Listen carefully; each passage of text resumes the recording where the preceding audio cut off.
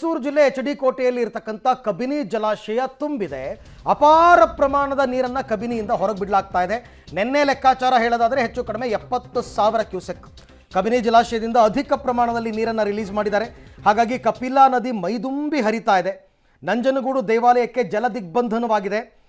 ದೃಶ್ಯ ಡ್ರೋನ್ ಕ್ಯಾಮೆರಾದಲ್ಲಿ ಸೆರೆಯಾಗಿದೆ.